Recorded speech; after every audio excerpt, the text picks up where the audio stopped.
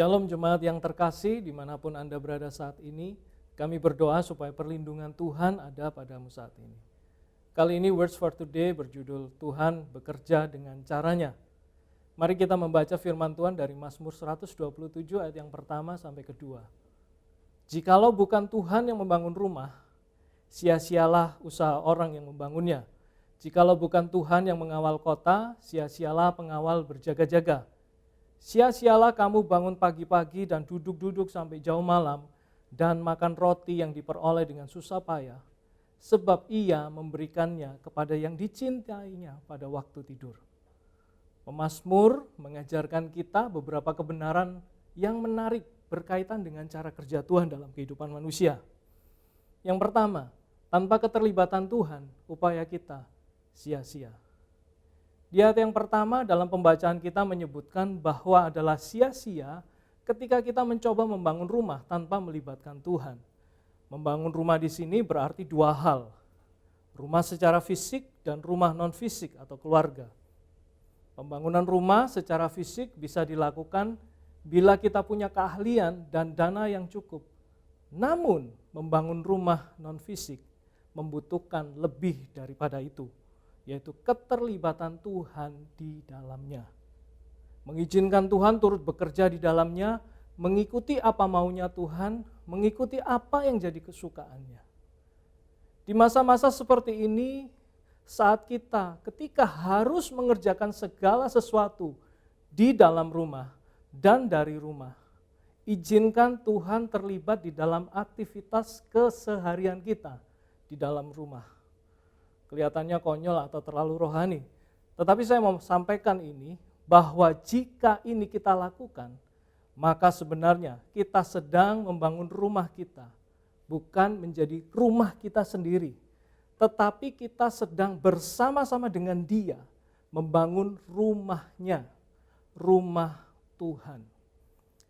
Bayangkan semua jemaat MDC saat ini, engkau bukan sedang berada di dalam rumahmu, terkunci, terjebak di dalamnya dengan kebosanan, kejenuhan, dan lain sebagainya. Tetapi sesungguhnya engkau sedang berada di dalam rumah Tuhan. Rumah di mana Dia hadir dan bersama-sama dengan engkau dan keluargamu menikmati keseharianmu.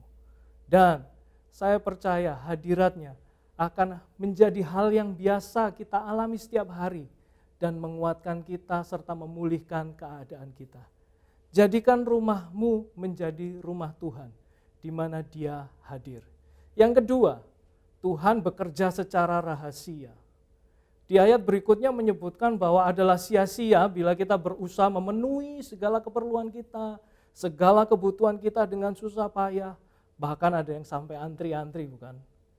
Sia-sia jika kita melakukannya tanpa mengizinkan Tuhan untuk membantu kita.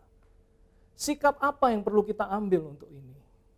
Berserah, rileks, dan percaya. Kenapa?